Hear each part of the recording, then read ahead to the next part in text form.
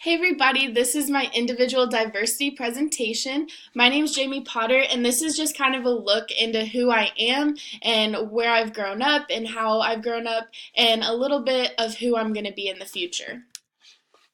Stages of development, according to Erikson's stage, I'm more on the intimacy versus isolation stage. I'm trying to find a deeper connection with a guy rather than just being on my own. But with my age, I am 21, almost 22 years old, so I kind of have a developed idea of my own personal identity, but I still feel like the 20s is the time to figure out who you are and figure out what you really want to be and what you really want to do. So I feel like I am in that intimacy versus isolation stage, truly and wholeheartedly. And then Finney's stage, I feel like I'm still on stage one because I haven't really looked too much into my ethnic background. I've always just identified as Caucasian and never really looked into why I am who I am and my dad's side of things versus my mom's side of things. And I think it's really interesting to look into. So after taking this class and looking into this project a little more, it is something that I'm going to look into. And then according to Marcia's stage, I am in identity diffusion with graduation coming up and no firm decision in what I want to do. I think that this is definitely where I'm at. I found a quote that says identity diffusion is a state of not developing or possessing a distinct identity. And I feel like I do have like a good idea of who I want to be, but I feel like also like I said, in your 20s, it's a great time to grow and figure out what you really, really want to do and who you want to be for the rest of your life because the options are endless. My ethnic origin is on my dad's side is Irish and German, and some of the German values are pragmatic, honesty, critical thinking, organization, privacy. These are the things that, after my research, these are the core things that stuck out to me, especially honesty and critical thinking, because those are some of the values that I hold, along with organization and privacy and being pragmatic. So I feel like it's weird looking into this because I never have, and I see these values and they're things that align with who I am. And I found a website that gave a bunch of cultural information, and so that's where a lot of this information came from. And it said Germans are generally very proud of their regional identities because there's so many different dialects of being German. There's not just one kind of fluid motion of being German. And it's quite normal for people to show more patriotism and loyalty to their local area and their nation.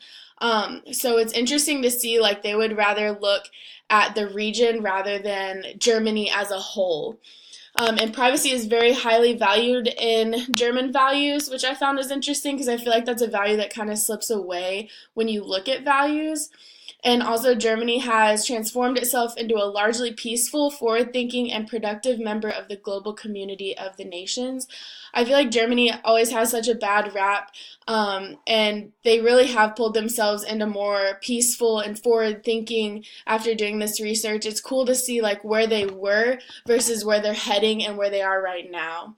And then on my mom's side, I am Irish, and some of the Irish values are modesty, humor, ingenuity, creativity, patriotism, warmth, and friendship. And out of those, I'm very creative.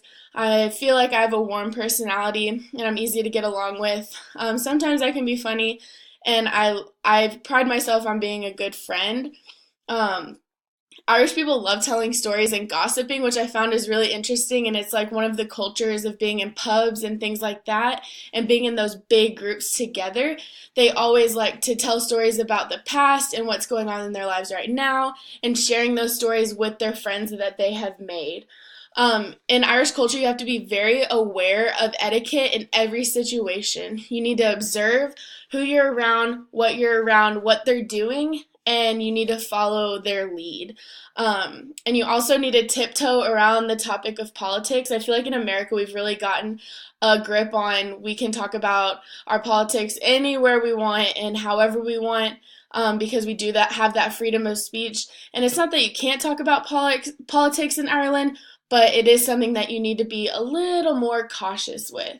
And I found this quote: a person's level of education and wealth does not necessarily earn them the respect or status, because being educated and having money isn't everything over in Ireland. They do, like I said, pride themselves on their friendship and modesty and humor and how good of a friend you really are to someone. I'm like I said earlier, I'm 21 years old. I'm a Caucasian female and identify as heterosexual. But I have a lot of friends who are homosexual and guys and not Caucasian. I've gone to Vietnam. In the summer will be my fifth time, and I love the culture there, and I love everyone that I've met over there. The friendships that I've made are some of the best friendships that I could have ever made in my life. So I pride myself in knowing that I will be a friend to anyone, and it doesn't matter how they identify. Spiritual and religious identity. I'm actually on staff at Timbridge Church here in Stephenville, and it's a non denominational church, and I'm on my way to becoming a college pastor there. I'm currently the college associate. I grew up going to church, but off and on, not too much. We kind of just went on Easter and Christmas, and then maybe my mom would sign me up for a VBS over the summer. My dad actually grew up Catholic, and he went to the Catholic schools every grade that he possibly could until he graduated.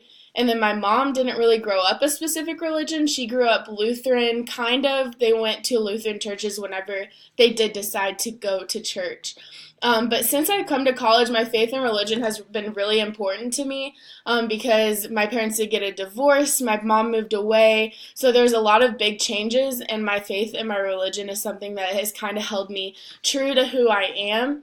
And I don't know where I would have been if I didn't get plugged into Timbridge when I did, so I'm super excited to see my future with my religious identity.